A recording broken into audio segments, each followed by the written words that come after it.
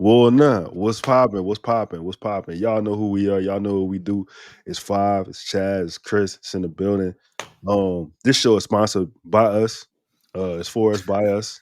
Shout out to Damon, John, and them. Man, say Chris. What up? You know how normally like we got the Birdman, we got the baby and the local New Orleans intros. Yeah. Man, I don't know if y'all heard, but we kind of free now. So I'm feeling a little dangerous. Just hit me out. This fight, I had to bury my best friend, and I dedicated this fight. I wasn't going to fight. I dedicated this fight to him. I was going to rip his heart out. I'm the best ever. I'm the most brutal and vicious and most ruthless champion there's ever been. There's no one can stop me. Lynx is a conqueror. No, I'm Alexander. He's no Alexander. I'm the best ever. There's never been anybody as ruthless. I'm Sonny Liston. I'm Jack Dempsey. There's no one like me. I'm from Nairclaw. There's no one that can match me. My style is impetuous. My defense is impregnable. And I'm just ferocious. I want your heart. I want to eat his children. Praise be to Allah. Are you saying? I ain't never heard something so gangster in my life. First time that man said that shit, like that it's still it's chills on my arms anytime. My bad. How y'all doing, bro? Good, dog. Straight, bro. I hope my dog Mike Tyson get this dub. Hey, he can't lose to him. I'm gonna be furious. Boy, I've been stopped trusting Mike. Boy, I ain't gonna lie, Mike sold his soul a long time ago. Yeah, for the bag, huh? Stripper business started in Africa a long time ago. Oh, yeah, Mike. Once Don King and Mike split up, it was over for Mike. It was over for Mike. Mike been downhill ever since. But Mike gotta win, Mike. Do us a one. You gotta win, dog. Bro, please do us a favor. Yeah, bro. Don't sell your soul, man, for the prime bag, man. Hey, I'll tell you this though. Dog surprised me. He kind of a solid boxer. I ain't gonna lie. Like I saw yeah.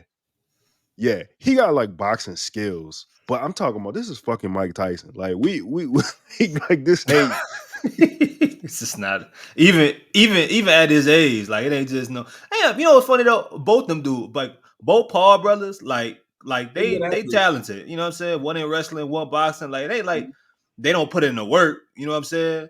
But it's still Mike Tyson, bro. You know what I'm saying? You know what it go back to? It's crazy. It remind me of this Jay-Z line. Like he's all right, but he's not real.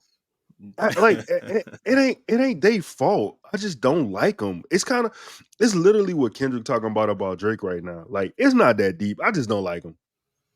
That's all. Nothing personal. Fair enough.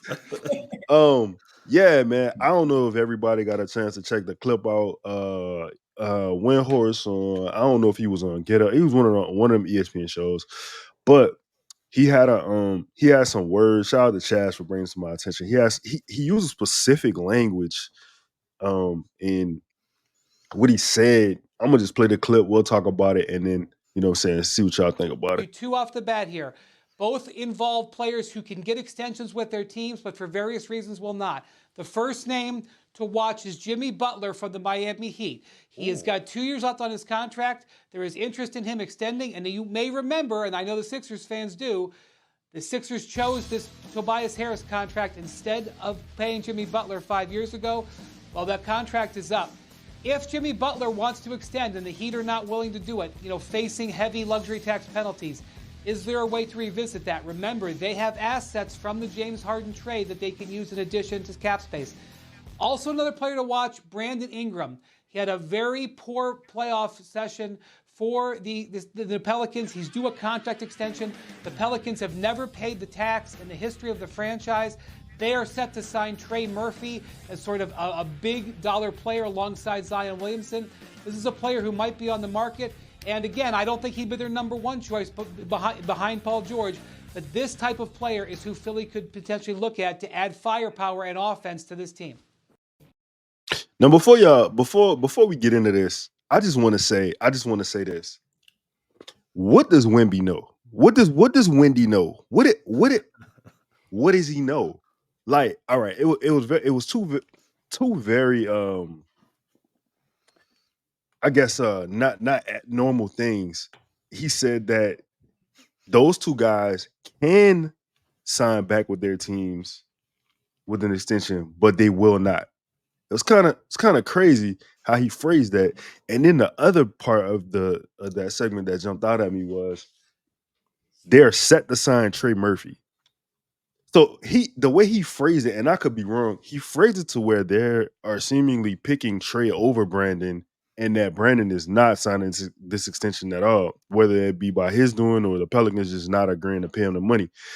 I just wanted to see, like, I mean, whoever wants to go, like, just what y'all like. Are y'all hearing it the way I'm hearing it?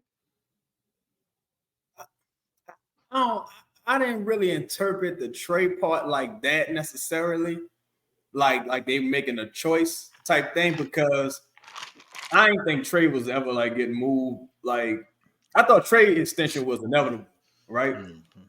The thing that kind of like took me aback with the Brandon comment is that he said it so matter of factly, right? Like, y'all, and some of y'all put me on game, like, Wendy and Griffin got a relationship, and that dates back some time, and respectfully, Brandon is such a random nigga name to be throwing out on national media.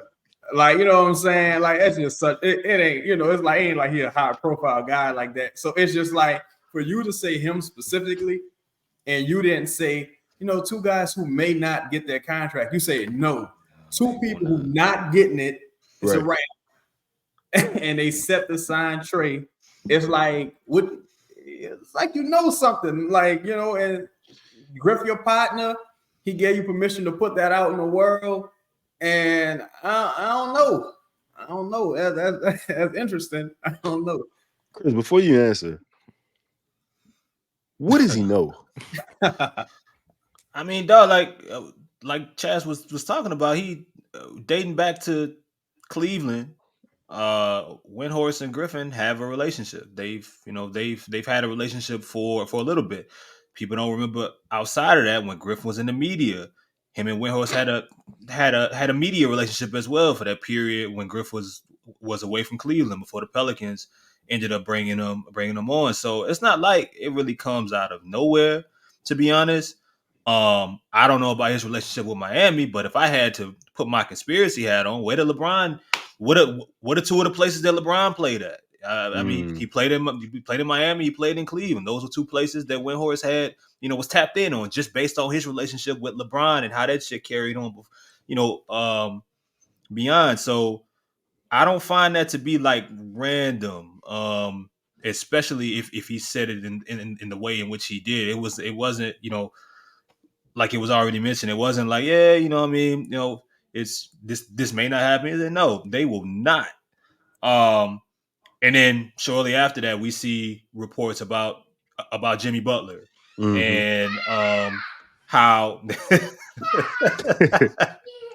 and how maybe the way that Jimmy does things as an individual doesn't fit the culture in Miami. Now all of a sudden we hearing all this shit that we ain't heard in a minute, or really ever since Jimmy stepped down in Miami. So you know what I'm saying? It's all interesting to me, but I don't think it's a coincidence either. All right. I don't know how I did that. What's up, love? Hey, nah. She can't hear you, but okay. Before you answer the question, I just wanted to know, like, are you hearing what we're hearing? Exactly. Man, I just think it's crazy that I mean, you talk about Griff and Winnie's relationship. To be honest, I think about it in another aspect of like both of them have been spurned by LeBron, right? Like Winnie went to the same high school as LeBron. Like he was one of the first people to be attached to him. He wrote a book about LeBron. Like, and then for Griff, it's Bron helps you get a championship to Cleveland, right? And then you double back and say you didn't enjoy it.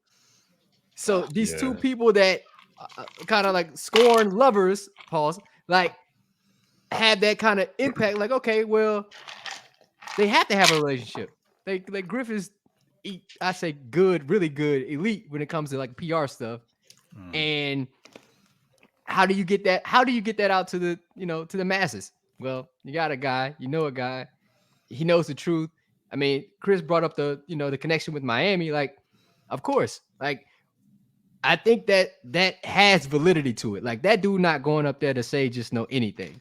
Even if you hear him on podcasts, he's very meticulous and careful about what he says and when he says it. Like, he's not just saying it without like a verbal okay or a wink and a gun. Hey, fuck it, we free. On a scale of 1 to 10, what's the highest rating you have for Brandon being traded this offseason? Like likelihood? Like, yeah. What's the likelihood of it? I give it like a 6. That's where I'm at. 6, 7-ish. The reason I say that though is because, see, if they would have avoided the playoffs, you could have sold it a little bit better. Like, you know what I'm saying? Like, we was playing our best basketball. You know what I'm saying? Brandon go down. You already know what Brandon could do, and people wouldn't have. Right. He was starting to take like a little bit of heat from like the low post and some of the other like national things. Him and Zion, but post All-Star, it kind of was like dying down because the Pelicans was winning, so nobody wasn't really tripping too hard. But now what just happened in the playoffs, like we talked about this before the show, like it's like every series been entertaining, even the other sweeps been entertaining, just not the Pelicans. So like it's just not the Pelicans. So it's like you almost in a situation where you could trick yourself into saying we're gonna wait and try to repair his value, and we could push it to the deadline maybe.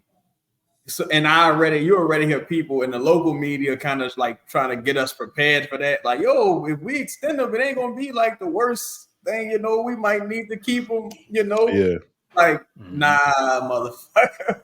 Nah, he gotta go, cuz. He gotta go. Y'all think obviously you look on the timeline, you talk to basketball people, shit, I mean, you even seen Maples, like you even seen Maples pretty much give up on BI. Do you think GM still hold BI in high regard though? Like, you think around the league his value has dropped any by people in front offices? I don't think so. Yeah.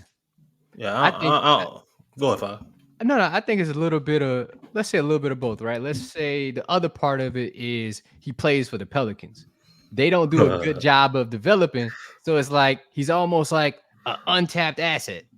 Like, well, he does play in New Orleans. They may not know what the hell they're doing. We probably can, help him achieve that, right? Like, and it's kind of crazy when we, comparison it to Miami. I kind of think about it like this. I said before the season, he needed to be like Jimmy Butler. He needed to win like Jimmy, impact winning. Like, you didn't need to have 50-point games. You didn't need to have 40-point games. But when it got late and you needed a bucket, you needed to have Brandon be that person. And the fact that he wasn't, that's why I'm a little bit more inclined to seeing a trade. Like, that's why it's not necessarily like a 6 or a 7. It's a 7 or higher for me. 7 or higher? Oh. Yeah. Damn.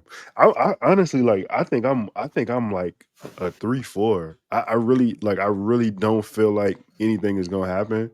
Like, it all sounds good. Like, we were talking before the show started about Griff's comments on the post, the exit interview, and you've heard that before. I just feel like his attachment to Brandon is, I don't know, dog. I just got a difficult time in seeing him just being able to just like get like just totally just trade Brandon away. Yeah, because and that's why I'm like 5. I'm like 5 or 6. Maybe 6 or 7. But I'm somewhere I'm somewhere in the middle because not even necessarily the attachment. I mean, even if that plays a role, I feel like you got a better chance of Griff exhausting all options around building around Brandon and Zion. Yeah. Than shipping Brandon out. Then you got a better chance of him pointing the blame at Jonas or pointing the blame or even at CJ. You know what I'm saying? Or in a different direction before it's pointed at Brandon. And I don't necessarily know. I mean, again, you would have to show me someone like him having a track record of making forward moving decisions like that. And I can't, and I would have to go back to days in Phoenix for me to think about him making a move like that. Like, when he made the Kyrie trade, right? For Isaiah Thomas. Yeah. Yeah. That wasn't a situation that was forward thinking. Nobody wanted that. Right. Nobody like it just it's a lose-lose. So you gotta show me an example of Griff. Like, at least like with Daryl Morey, for example, I know he gonna do whether good, right, wrong, indifferent. He gonna make moves. He gonna try to continue to make shit happen. I know Milwaukee, they gonna reset how many times they gotta do, coaches, players. They don't care. They gonna continue to try to make things happen until something ends up working. But Griff is more like, where the comfort at? Where's the comfortable space? Where's the comfortable seating? And I'll live in that area. All right, hold up. I'm glad you're there. I want to this question to everybody, because I agree with Chris, and I feel you. It's like he's gonna stick with the evil he knows. What would it take for Griff to be like, to publicly say, hey, you know what, this partnership between 1 and 14 is just not working? Like, do you think that would ever happen? I think, if Griffin in a strange place, because it takes a lot to admit failure, right? Because if you ultimately say that, well, the shit with Brandon design doesn't work, that means you traded Anthony Davis for something that doesn't work. Like, it's always going to be tied back to, this is what you got for Anthony Davis. And it don't help that you see Josh Hart on TV hitting fucking dagger threes and, and Nall playing for the Timberwolves. It just don't help, right? So it's like, but the thing, to Griff credit, I mean, he was acquiescing to a couple people, I'm sure, but I have seen Griff show the willingness to move on when some shit wasn't working. Like, for better or worse, Stan Van Gundy, Steven Adams, Derek Favor. Like, he's moved on a couple times, but I think it would have to be a deal the way he can go out and say, because that presser, he said a lot of shit. Like, he said a lot of shit that made your ears perk up. He's like, yeah, it ain't about just putting stars together. They gotta fit. And right. he been so complimentary of CJ taking threes this season. And he also said, yeah, we can convince a few other guys to change their shot profile. Like, he said that in the exit interview, right? And I'm like, you're only gonna be talking about one person. Yeah. So it's like, I don't know, bro. I don't know, dog. I just think it would be such an embarrassment on a national level at this point, or it would be so criticized at a national level on this point that he couldn't lie his way out of it. So I think he would kind of have to do something. Like, I think he got to do something. Like, he couldn't lie his way out of this point. I agree with Chaz. I also believe it's like, I don't see the backlash from it, right? Like, if you move Brandon, like, who is really gonna be upset nationally, right? You're gonna have local fans that are gonna be upset because they're attached to Brandon, and that's fine. Like, hell, I like Brandon Ingram, but I can also see on the other side, like, it's not working. Like, who's gonna be like the honest person here and say, to Lito's question, if it what is it gonna take for for him to actually split them apart? Zion saying, hey, bro, it's not working. Or Brandon saying, yeah, get me the fuck out of here. Like, it's not working. Like, although he wants to be the mediator, he's not really good at it. He's not. He continues to try to play both sides and give each guy what he wants. Nah, it's not working. I think you need to surround one person and then go from there. I saw him talking to Sam Presti in the hallway after the game, right? And I don't know what they were talking about. And I kind of getting some tips. Yes. Sam Presti on a different level. Like it's not even close, and no fault to Griff. Like it's not close. And I kind of go back to what Griff said in the presser, like after the game, like OKC had the luxury of not having to win, but I also think about like, well, Sam made the trade for Shea, and he believed in Shea day one. Brought in Mark Daigneault day one and said, "This is the guy. Like we're building around him." And then there's nobody. Whoever we draft, they drafted Chet at number 2 and still said Shea was number 1. No matter what, Griff has yet to do that. Griff has yet to say who is the guy and this is who we're going to build around, no matter who it was. From the first day Zion walked in, he was like, it's Drew Holiday's team. Well, it's not true. Drew even tried to get like, nah, don't get this shit to me. Like, Drew had that Magic Johnson. I ain't gonna be here. So I think that goes back to those initial statements. Like, hey, somebody, hopefully Griff taking some advice from Sam. Like, somebody got to be like, hey, this is the guy, and this is who we're gonna build around, and hopefully that's Zion. Hey y'all, real quickly though, do y'all think that Griff is able to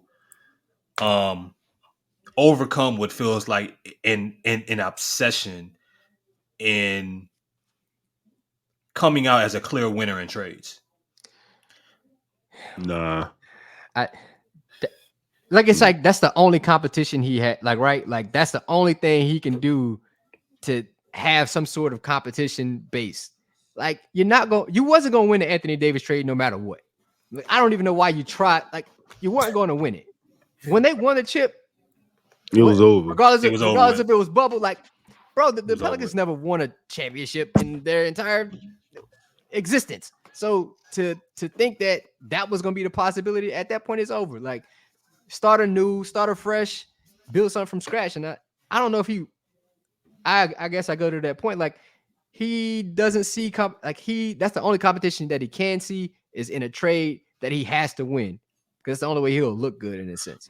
Right. Because the reason I asked that, even look at the Drew Holiday trade. The only reason you include Eric Bledsoe, I wasn't thinking about Eric Bledsoe at the Drew Holiday trade. I was thinking about Dante DiVincenzo, George Hill. Yep.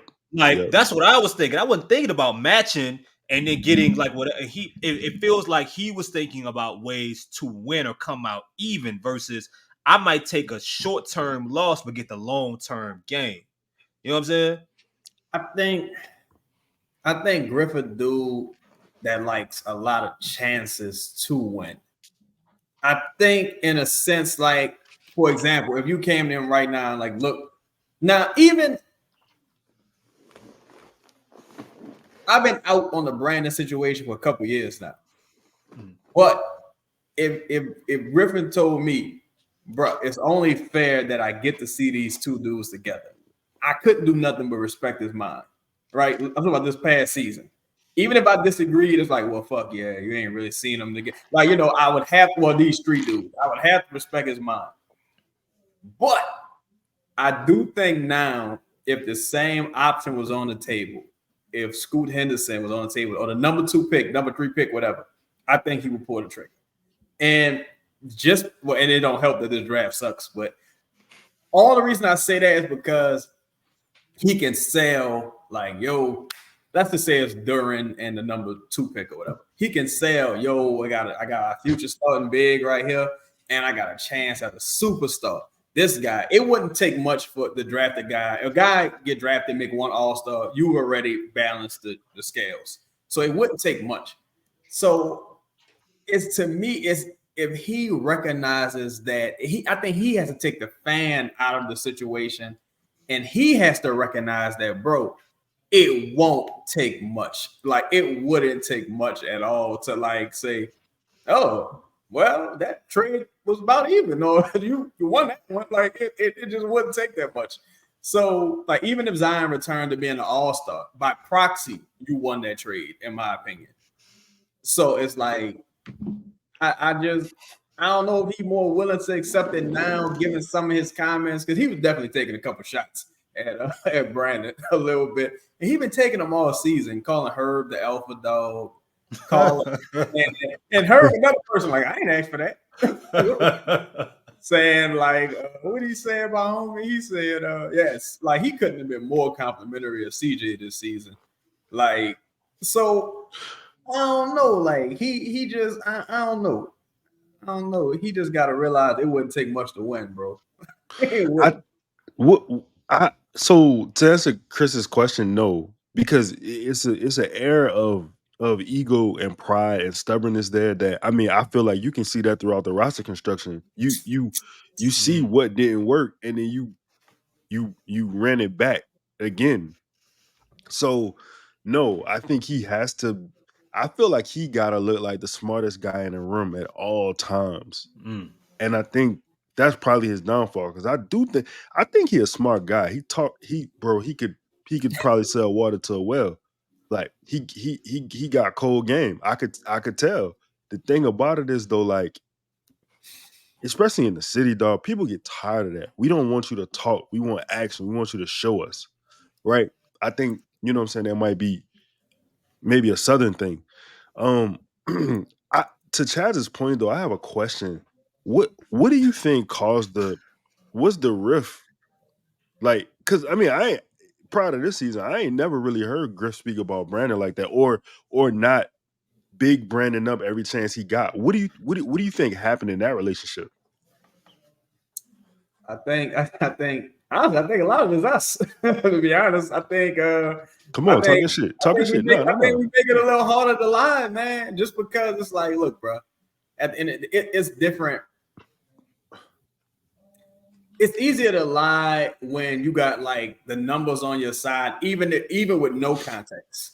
Like, right? It's easy. Well, Brandon averaged 24 and 5, and you look like play 47 games, you know.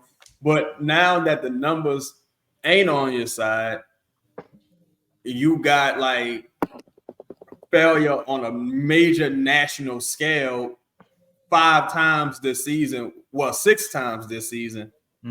He been a part of each failure, one scoring 9 points, one being benched, and another one is a sweep in which he also has some single-digit games.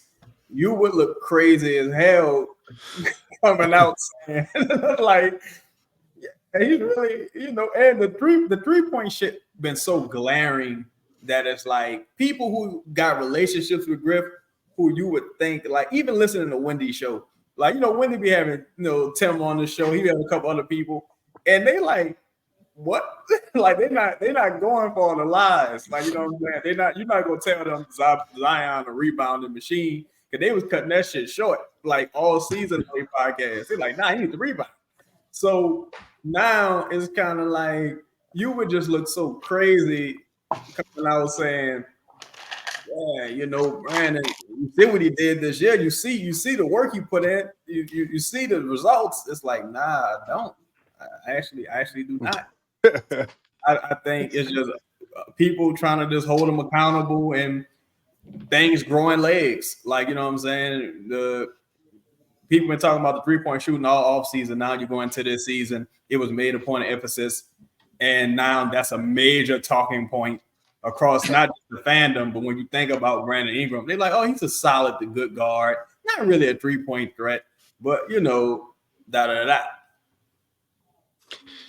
But go ahead, Five. No, I'm just going to say, man, I think Chris really started something like, what's the short-term and long-term goals for this team? Like, what does Griff prioritize? Like, he always wants to win now. There's never been like, this is our plan and this is how we're going to operate. I mean, injuries aside, right? Injuries. Go ahead, Jeff. I'm not saying Griff terrible. Injuries aside, like you still don't see it, and it could be masked by, you know, the increase in wins year after year. But when you really dive into the actual season, like, no, you are exactly where you were the initial year that you are this year. So what has actually changed? The people around you have also surpassed you. And then if you kind of have a little bit of foresight, you can see the teams that were behind you may pass you up too. So what are your long-term ideas? Like, if there's a possibility of resetting, and can you see it before it actually happens? I think that's the thing that we kind of get mad at, because we can see like, hey, we probably need to reset before like moving forward. I know, bringing in CJ probably was a thing, like, try to win a chip, but that doesn't necessarily look, it's going to be very challenging to do so. And sure as shit, we said 49 wins, you might be in the 8th spot. I think we were all right when it came to that. You know what? Can I add this as well? Because Five, you said this, I think maybe last year. It was like, in Griff, you say I got 49 wins. That means, in the East we would have been a third. And it's like, well, for one, you ain't in the East, and for two, like if you're David Griffin and you saying how incredible, historically great the West has been, that means there were a lot more wins to go around, clearly. And that means a bunch of y'all beat up on a bunch of Eastern Conference teams, because watching the playoffs, it's impossible to mistake that you're a tier below Denver. You're at least a couple of tiers below Denver and Minnesota and all these teams. So it's like, I do think that I don't know, bro. I just don't think dude's super crazy like that. Like, he can't be that crazy. Like, to what he think, like, this team is even. You lost twice to Utah. You lost twice to Houston. Like, you lost to San Antonio. Like, man. Nah. Nah. Griff's just funny, man. It's like, even when we hear things like the comparison to OKC about how they didn't have the pressure to win right away. Who put the pressure? You came in with the pressure. You did that. They didn't, like you got all the control, and you got more control than Danny Ferry, who was the original choice guy. I don't know if a lot of people forget that Danny Ferry was supposed to be the guy, but he wasn't going to have the Griff, because he had the cachet and the resume at the time. Griff got more control and power than Danny Ferry did. And one of the reasons Danny Ferry did not take the job was because he wanted the responsibility and the control he had in Atlanta that Griff ended up getting. So, bro, you could have painted this picture however you wanted to. You chose to hold on to Alvin Gentry versus firing him, and then firing him a year later. Re-signing him. Yeah, you chose to do that. You chose to not ship out Drew Holiday separately after you shipped out Anthony Davis. You chose to go that route. You chose to look for a package that gave you young veterans and draft picks, and try to do both. Try to win games and develop, which is still plaguing you now. It's still a problem years later. That's why your development is still partially in the trash. That's why we talk so much about Willie Green, dog. And I feel, I understand, like, I have my issues with him as well, but it ain't just him. It's also Griffin. It's also ownership, which we all will agree with. It ain't there's no, like, you can't confuse the two. You had a problem with developing years ago, before Willie Green even got to New Orleans, and you still got that problem now, all because of choices, Griff, you made. So, you can't. I can't believe he said that now. Now that I'm thinking about it. Nah. Why you say that, bro? Why you lie to us like that? Nah, because listen. I have that. I literally have that written down. I have that written down, bro. The whole win now thing for me, it's absurd. I'm trying to figure out who did that. Who told you that? Down. We're gonna beat teams' asses. They had a fucking. Who made you say that? They had that fucking drum. Oh my god, dog. Lito, around here? Yeah. Did you want? He thought that's what New Orleans wanted. Yeah. Ain't that the picture you get? That he thought that's what people of New Orleans wanted. He's so out of touch with everything. I mean, look, you literally can look at the fan base. I mean, I'm sorry, you can look at the organization. They are out of touch with everything. They're missing so many steps with this shit. Dog, OKC drafted 3 Hall of Fame players. They lost them all. They lost all of them. Bounced right back and they back in the playoffs, and like their future is super bright. This team has not been to the Western Conference Finals since 2009. Where is the win now? You ain't win, bro. Bro.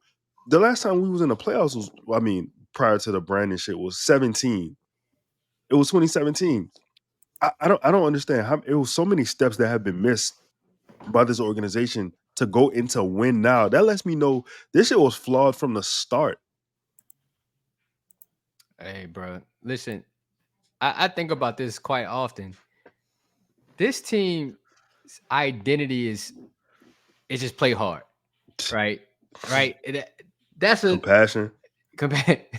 But I also think about when the Blazers got swept by the Pelicans, right?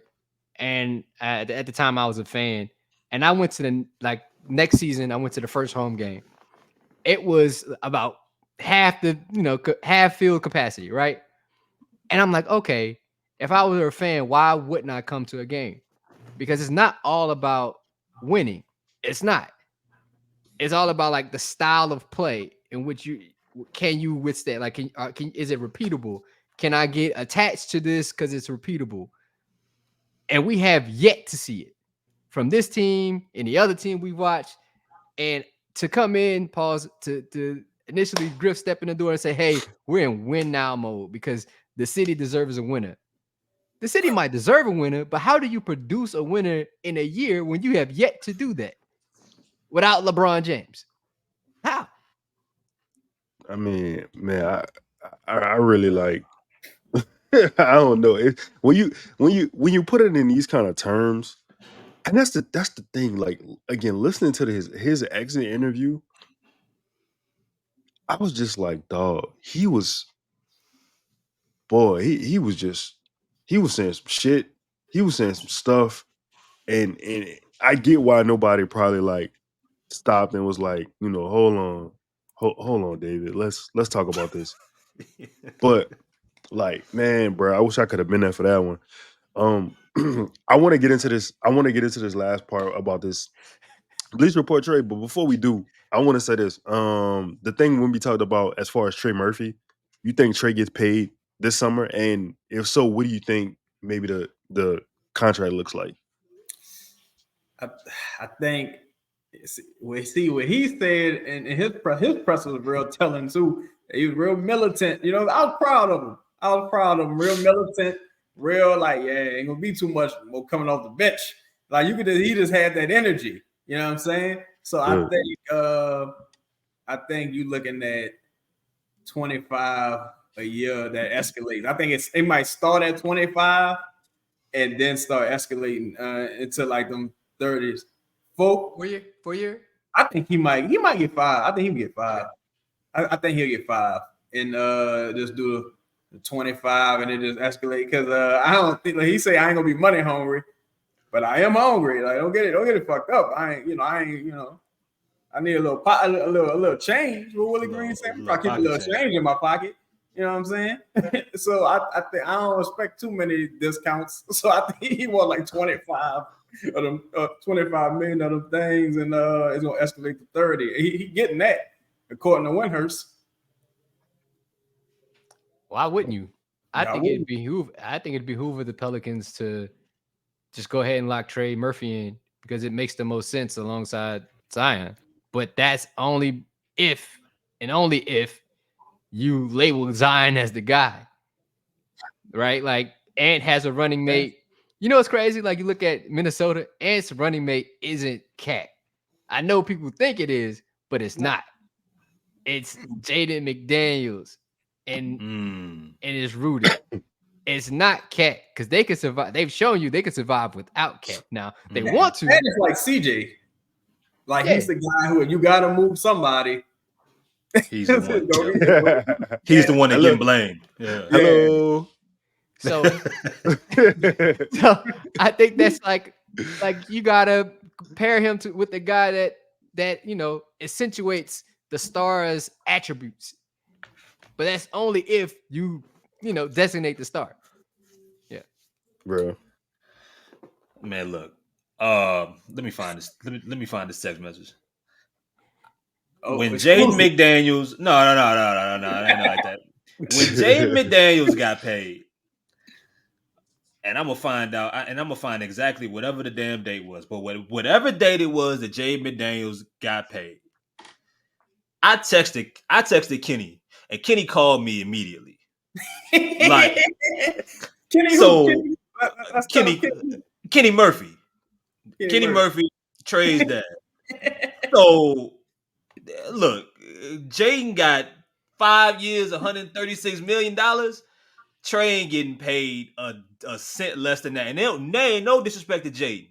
No disrespect to Jaden. But if Jaden got that, and Jaden can hoop. In fact, Jaden's role is diminished a lot more based off of the talent that he's playing. He's playing a role right now that doesn't give you the full glimpse of what his game actually is. This extension he got, to me, is based off of what he showed the season prior, when Cat was hurt, even when Ant missed some time, when the basketball was in his hands a little bit more. I think even before they got Conley, when he was able to do a little bit more. I'm looking, Jamie Daniels winning games for them offensively.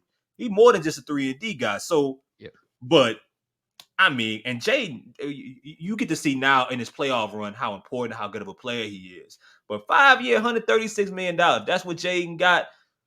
I mean, I'm putting them numbers on the table and saying we ain't taking less than that. And I don't think he's gonna get less than that, to be honest. You know, it's wild. You talk about texting Kenny Murphy. When it happened, I was in the practice facility. Trey Murphy is standing. You know, you can holler at Justin. You can holler at, matter of fact, holler at Will Guidry. Since if you want to take Buku Media out of it, it is what it is. But I looked at Trey. I said, "Hey, I don't know if you know, but I need to let you know, Jaden McDaniels just got 136, right? 36, 35? 36. That boy said, huh? I said, Jaden McDaniels just signed for 136 million. He did. Like his eyes. Ooh. For sure. He said, like, he went, he shot a shot. He looked back. He said, "You serious?" We're like, "Yeah." Well, that's all I'm saying. And they ain't even no shot at Jaden. It's just it's not. You know why I can't be a shot at Jaden though? You know why I can't be a shot? Because Ant said we got Jay McDaniel. Yeah, after that, whatever smoke was on that, you had to just be cool about it. You know what I'm saying? You know what's crazy though? Griff said something that a motherfucker couldn't really argue with. I didn't like what he said, but you couldn't argue with it. When you said it's like, so you're gonna just build around Zion. It's like, you know what the fucking person means. It might have been Christian who asked the question. Like, you know what it means.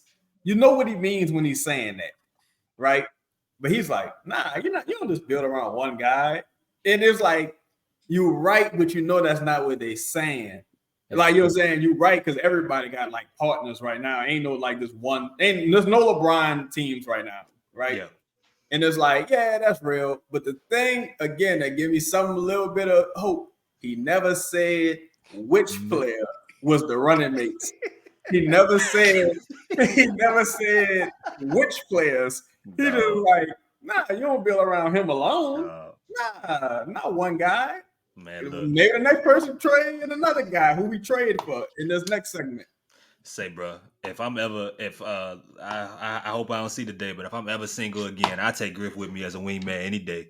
Oh, he gonna, yeah. That boy gifted. You already know what he gonna do. Any day. Yeah. You already know what he gonna do. While we in the middle of this pod, it seems like Drake has dropped a response. Yeah. So I saw this on Bleacher Report earlier. Shout out to hold on. Before we move forward with that, shout out to my dog, Cheddar Chaz. I appreciate it, man. Thanks. Man had a whole segment on Bleacher Report. You know what I'm saying? I'm sorry. You know what? Let me start over. Man, this is the second one, right? It's the fifth one. Woo! Bravo. Hold on. Shout out to Cheddar Chaz. My man had his fifth. he had his fifth feature on Bleacher Report. Y'all be talking all that shit about who know what and who the fuck know who. And like, I'm saying the proof is right there. Like the shit just seems to. It's crazy how that works out, dog. So shout out to you. You want to give him a little. You know what I'm saying? A little, you want to talk about it real quick? I appreciate the people, Bleacher Report, for having me on. A lot of that comes from, of course, being on this show. Ironically, a lot of the backlash I get on Twitter, they like, man, we saw what was happening on Twitter. We had to get you on the show. So I appreciate everybody. Shout out to y'all. Shout out to the hate. Yeah, that's what they say. Hey, Fob, you see my name? Yeah, I already know. Big fan of hate. Hey, yo, so really, it was y'all show. Thank y'all. You know, the haters. You know what I'm saying? Shout out to my dog them. And yeah, you know what I'm saying? Keep, you know, we got bills to pay around here. I just bought my house with that Bleacher Report money. We got bills. Come on, man. Flat. Ooh, flat. Y'all keep, you know, I love it.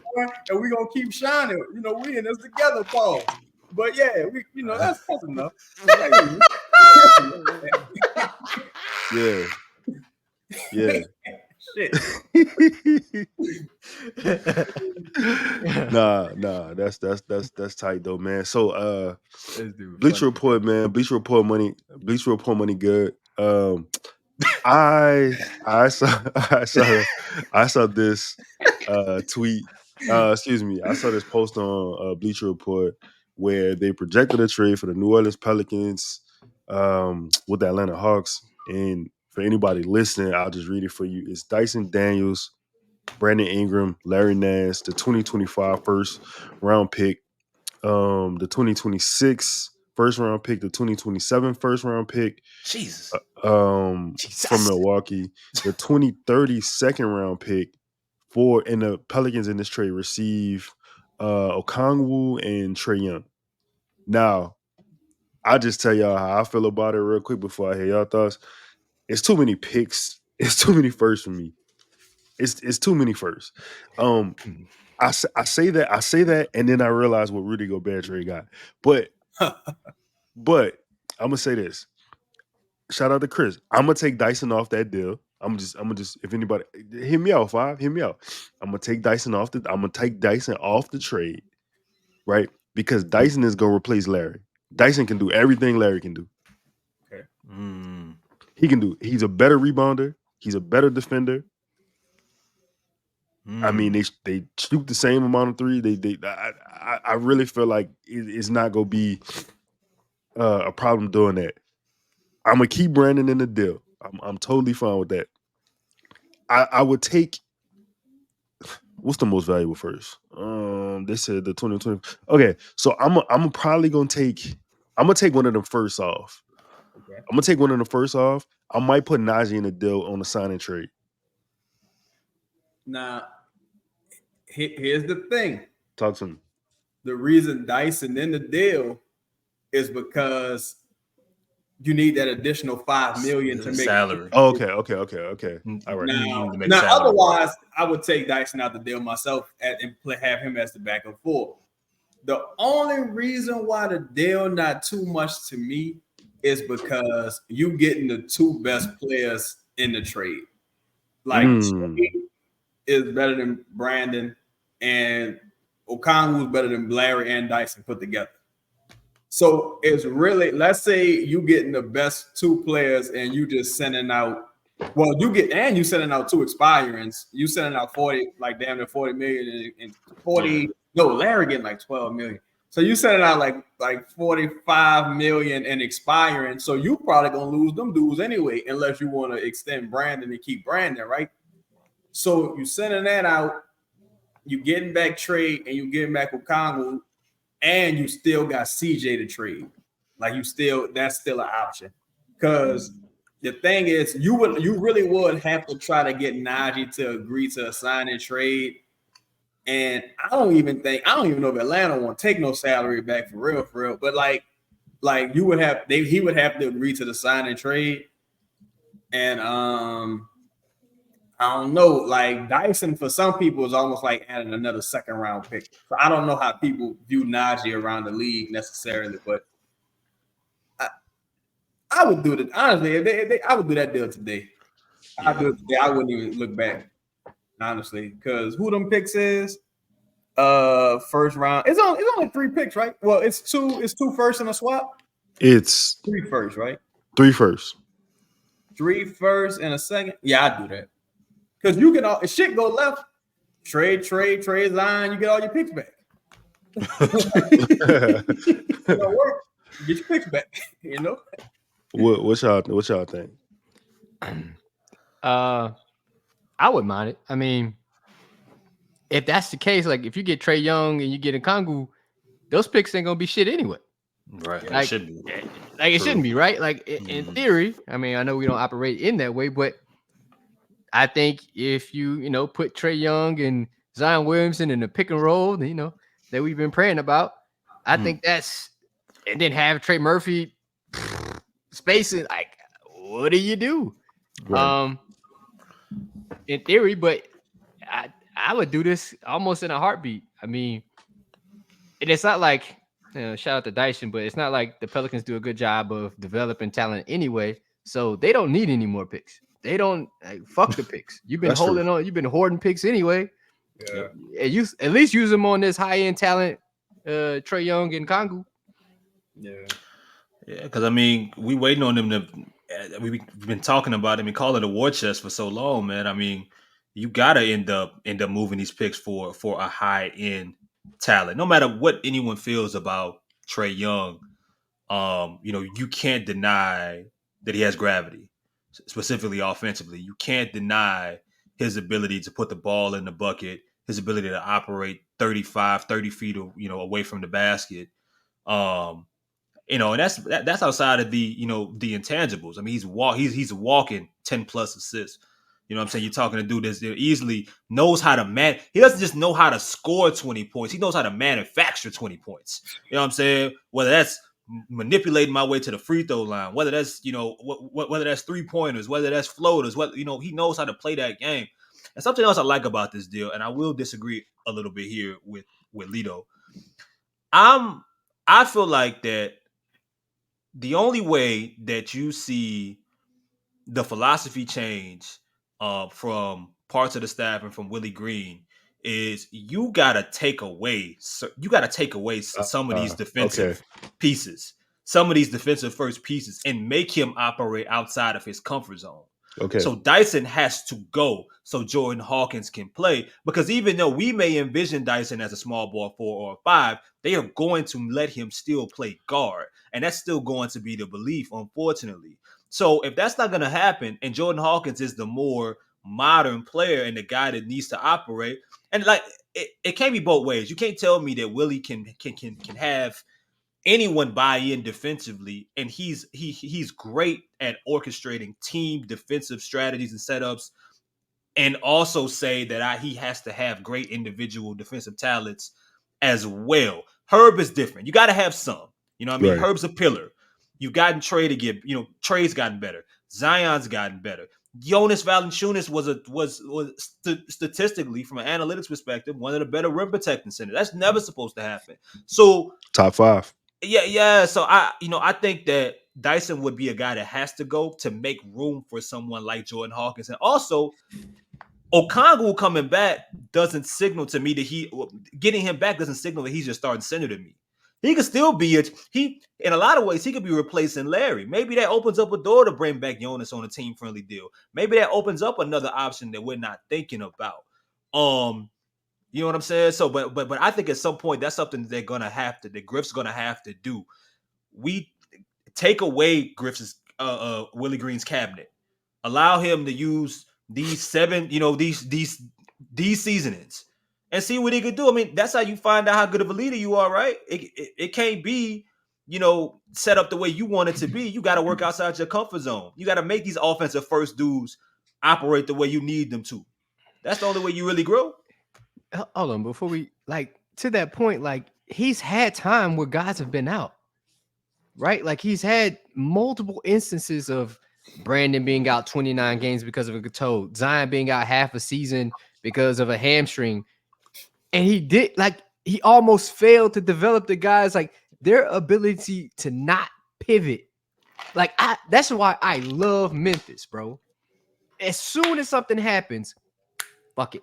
Like change. they're gonna pivot and change because that allowed them to develop guys like Gigi Jackson, right? Like you know what I'm saying? Like this is what you need. This is what you want. And I always go back to that Trey's rookie season, and when Zion got hurt and Brandon got hurt, and he still wasn't getting the allotment of shots that he needed to get. I'm like, bro, this could be perfect time. And you look at Memphis this year, like, fuck it, we're gonna just get a ball to Gigi and see what he could do. And then they fucking sign him. Like, man, that's the frustrating part. You know, the funny thing about, and look, we all agree that it's Willie's part of the problem. He's not the full problem, but the problem I have with Willie is you came from the standpoint of a player development coach.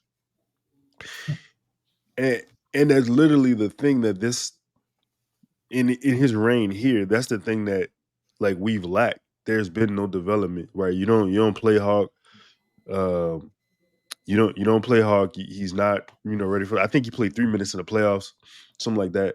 You don't play Matt Ryan. You don't play. And look, I'm not advocating for huge minutes from either, but you got to get some developmental minutes at some point. You know what I'm saying? Like, and that's the only way they're gonna learn. I just want to make this one point about Trae. In 54 games this season, Trae made 175 threes. So when you look at a team who had problems scoring 100 points in a playoff game, and to see people talk, dog, you know what's crazy? When you bring up Trae Young, the first thing people say is defense. Who he gonna stop? Didn't he get to the Eastern Conference Finals or some shit? Yeah, he did. No, he did. He did. Right? Am I mistaken? Yeah, I mean, is Jalen Brunson a great defender, or did the Knicks decide like, hey, we're gonna make it to where you won't be able to take advantage of his deficiencies consistently and still kill us? Like, did they build a team around some of his weaknesses? Like, did they build a team that complements their better or best players?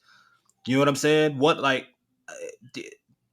so what? I mean, he's not a good defender. Like, a lot of, I think y'all didn't, like, somebody said on the last show, like, some of your favorite players ain't good defenders. You watch, and Luka tried to guard James Harden. It was terrible. He couldn't even get in the stance. I'm literally watching this shit right now. Bro, I said this last pod. It's 7 players in the NBA who play defense. 7 players, bro. Like for real defense, it's 7 of them. But the thing is, when cats get in the playoffs, bro, everybody play defense. Mm-hmm. Everybody playing harder. Everybody trying to, like, although, the Pelicans held the Thunder to, sub 90 points at times, like, yeah, that team was playing harder too. Look at the Lakers. They were at times stopping Denver. Hell, they got up 20 points like 3 straight times. Mm-hmm. Like, everybody's going to play harder. So that's why defense necessarily doesn't matter in today's NBA. Your ability to style and execute and run a scheme matters way more than what your defensive philosophy is. I just want to say again, in 1,900 minutes, the man made 175 with no plays. I don't understand, man. But you know what? My only hesitation with bringing Trae here is the entire philosophy will need to change. Chris, you know what? I refute my point. You're right.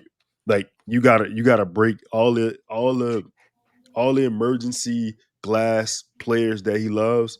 You got to take him away from him. He gotta just be uncomfortable. He got to be willing to do something new. See what kind of leader he is, bro. Like five always compare the Saints. I mean, not the Saints, the Pelicans to the Baltimore Ravens, and that's and that's because sometimes the way the Pelicans look to play is like the equivalent of a team saying we are going to be a run first team and play really good defense and win a championship and be competitive. Like, you're not gonna do that in today's game.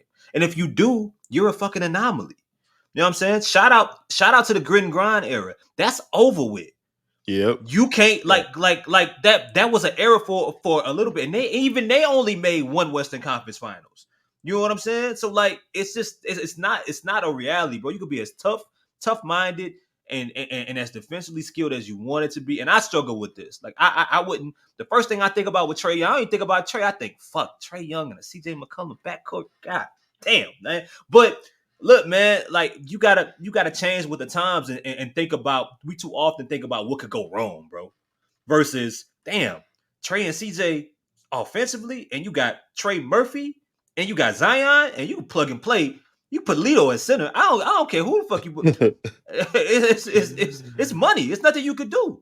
The floor gonna be so spaced. I mean, and shit. The Clippers got Kawhi ain't played in the last couple of games, but the Clippers got Kawhi and Paul George. Them bitches going home, and they've been going home every year. Every year, like it's just. I just think I just look at it like this: is the best version of Brandon better than Trae Young's floor? Because I think we've seen Trae Young's floor this season. And to me, this motherfucker was averaging like 30 and 11. Like, you know what I'm saying? He didn't even play that well. So I know there's like another level or two for him to go to. So for me, I'm like, I don't really, just based off talent alone, right? And the fits is pretty seamless. But just based off like talent alone and like sailing and team sailing, it's like, yeah, you gotta just go ahead and make this move. But you know what? You know what's funny? I want to ask y'all this: would y'all trade if they say, you know what, take a first off, keep Dice and give me Herb? Would you still doing the deal? It's gonna hurt. Pause. Definitely gets tough. Definitely gets tough. I would do that for the next tier of player above Trae Young. Okay. Because to me, that's Herb's a pillar, right? I mean, I think at this point he's proven to me, but I think Herb's tradable. But now, just based off of this, what he's put in already defensively, he's about to be accomplished more than likely with some all first team, second team defensive accolade, and his improvement as a shooter. If you take it from a business perspective, if you're gonna take advantage of that now, it can't be involved in a deal with another first round picks, or even you take a pick out in BI for Trae Young. You send that to Philly. Joel Embiid say, "I'm ready to get the fuck up out of here," or whoever Kevin is above. Durant. That would be the one that yeah. The only reason I ask those because I'm like, if I'm the man, people talk glowingly about Trae Young and Herb Jones, and I think in Atlanta eyes, or just most teams' eyes, I would say Herb Jones and Trey Murphy like the first couple calls. Like, because let's say you presuming I'm not Trey Zion. What else you got? And you're like, oh, I want Herb. They're like, oh, I want Trae first. Like, I want Trae. I'm not getting Trae. Well, I want Herb. Like, I'm not getting Herb. It's like, well, I don't really want Brad. Like, I'll take him, and maybe I can, maybe y'all just suck over that at the Pelicans facility. Y'all don't know what y'all doing, which is very likely, like probably the most likely GM's perspective.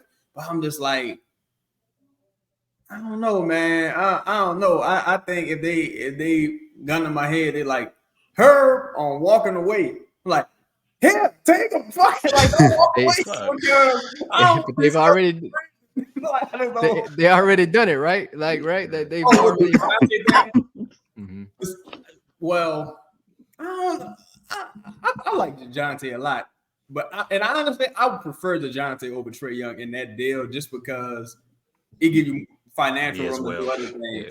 But it's like, man, like I didn't see Trae Young just be so great that it's like if you be telling me I'm getting this dude all world sometimes, bro. It's just Herb's. It's not just even just Herb. It's his contract, and it's the fact that now like you get to watch like every game that the Timberwolves win and Jaden McDaniels plays well boosts Herb Jones's value.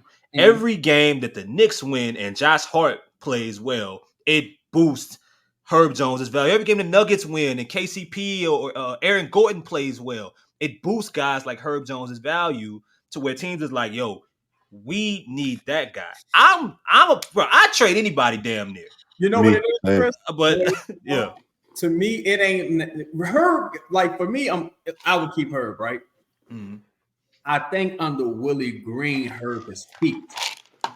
And that's my issue. Because I'm like, damn, Herb can do a lot more. He can initiate the offense. He can cut to the bucket. There's other things he can do. And I'm like, he probably would never do that under Willie. Under Willie as currently constructed. And who been able to do something under Willie Green? That's what I would do. And that's the thing, because it's like, if you're not going to get rid of Willie Green, what I think you should, but if you're not going to get rid of Willie, if you believe Herb has peaked under Willie, then it's like, well, fuck. It's time to move on. Like, and that's the struggle with it's like, that's why I kept saying, like, with Brandon and Willie, it's like, to me, it's a tandem. I'm like, you gotta get it totally out the building. And I would love to see what like a great offensive mind could really do with a Herb Jones, Trae Young, or Herb DeJounte, whoever. Like, right. Love that. But, I'm gonna get y'all out of here. I swear to God, this pod wasn't supposed to go this long. I swear to God, like, I swear to God, this is crazy. It was good though. Like, it was just good basketball talk. The thing about Trae for me, Trae has singularly had more success than the Pelicans have had as an organization. Talk about it. It's tough to turn your nose up at guys and be like, nah, I don't want XYZ because he's too small. He's too like, but you love Jose. Ooh. Yeah. Is it Uchi Wally? Is it what are we doing?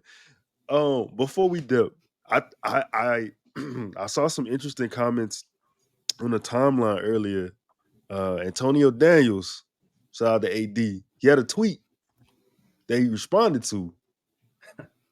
I should have brought the tweet up, but his tweet was, hold up.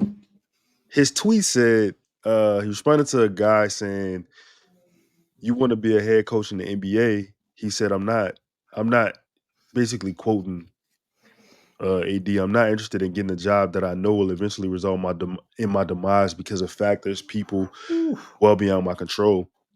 AD responded and he said, my individual goals haven't changed. Yes, I most definitely do. I know and understand how the business of basketball works. There is no perfect job. God will put me where he wants me to be.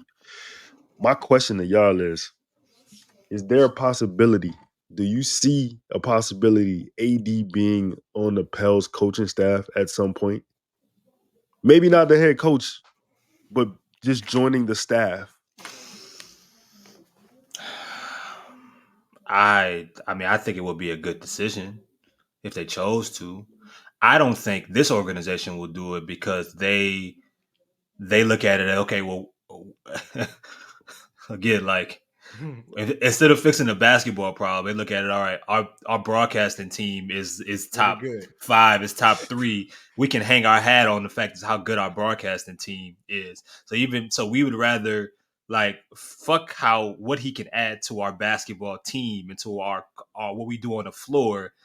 If it matters, our broadcasting team drops to 17th or 20th because we bring back whoever, right? You got to remember, like, you know, he replaced David Wesley, and nobody expected it at the time, at least. Like, right. You know, we got used to David Wesley. Just like, I was mad.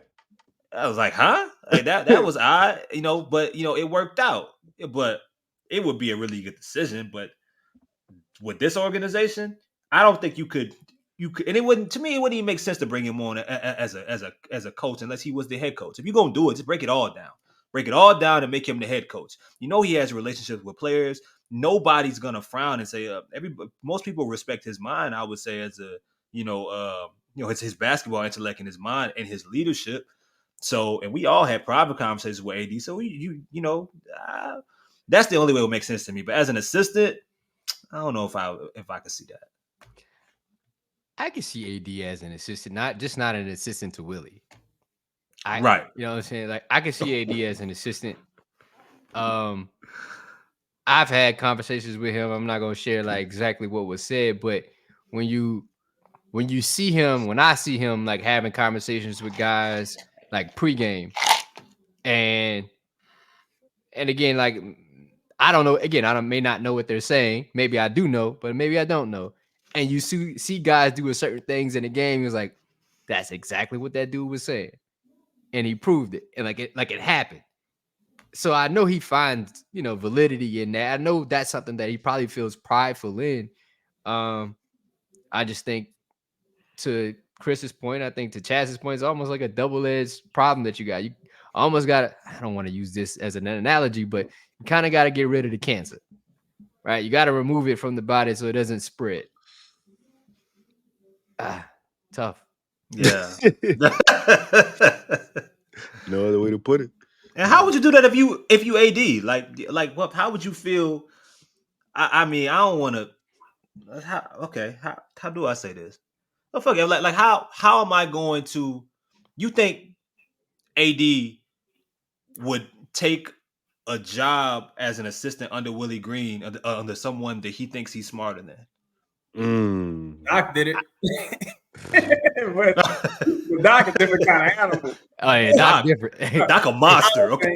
I don't think AD would do it. I think AD would need some guarantees because it's like at this stage, it's like, look, all I'm gonna say is JJ Redick better not get that Lakers job. That's all I'm gonna say. If JJ Redick get that Lakers job, I'm raising hell. Because I'm like, nah, that's too much. Put him in Charlotte somewhere. I respect it. You give him the Lakers job, that's too much. But AD, former player, knows the game. Is very detailed when reporting on the game, and seems to know how to fix a lot of things with his team. Chris, you just said how would AD feel? Coaching under somebody he thinks he's smarter than. How do you think James Borrego feels? Oh, Company man. Yeah. Company man. That's all I can tell you. Don't miss Borrego, man. Good guy. Yeah, I think old JB out of here, I think. We'll see. Do y'all remember his contract? Borrego? Did they announce terms? You think this team announced as coaches? Oh shit! I don't think they even said this kind. I'm asking for too much. My bad. What a Windy picture. Hold on, I got you. Oh, you think this team is going to announce a coaching contract? Come on, brother. Come on, man. I guess maybe that would take a certain level of credentials. Professionalism. Analytics. Hey, built bars. Hey, we never even got the season is now officially over for this team, and we never even got the details of Willie Green's. Yeah, contract. We still don't even know what that is. Like, you know why? Nobody even asked him in the exit interview. That's crazy. Hey, Willie, how's it feel to have an extension to be coaching? That is fucking wild, bro. I never thought about that. Damn, Kendrick Lamar just dropped. What the fuck? I'm sorry. Yeah. And the cast is going back and forth. Our phone been blowing up. Okay. Well, all right. We gonna end the show right here. I appreciate y'all. Hold on, before we go though, for real shit. Shout out to everybody who subscribed. Shout out to all the new members. Shout out to all the member exclusives. We gonna have to give y'all more content on that. We gonna do some shit real soon. I want to say shout out to Ross. Shout out to Justin. Shout out to Lala. I also want to say shout out to us, man. Shout out to Chris for, you know what I'm saying, motherfucker, tell me I'm not working hard enough. I ain't doing enough. Shout out to hold on. Me and Chris wrote an article for 4 weeks, dog. Real shit. We wrote an article for 4 weeks about the Pelicans. And it was so fire and then the Pelicans went and shit the bed, and we was like, man, fuck that article, man. We ain't dropping that shit. God damn. 4 weeks, dog. Like we was putting They in ain't work, deserve son. it. They ain't They ain't deserve the deserve article, it. son. We They ain't might deserve it. nah, we ain't never dropping that shit. Shout out to Chris though. I appreciate everything, you know what I'm saying, as far as like pushing us and just keeping us, you know what I'm saying, on track. Shout out to Five. My dog is traveling with teams. He was officially a media man. Had one of the greatest sophomore seasons in media I've ever seen in my life. Usually you get a sophomore slump when you get artistry. There was none of that. You know what I'm saying? It literally went from Illmatic to It Was Written. That's what you got. You know what I'm saying? So check him out. And my dog Chaz, man, I seen 13,000 views on one episode of a show, dog. Crazy.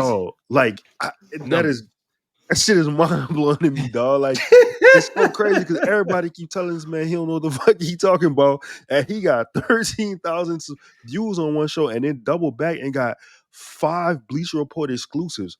What are we doing? You gotta keep the hate alive, man. Y'all Man. keep these lights on. This hate. Pass the ball to Will, man. Yeah, man. Pass the Will, man. That's all I got, man. I appreciate y'all. We gonna run this back pretty soon. Peace. Peace.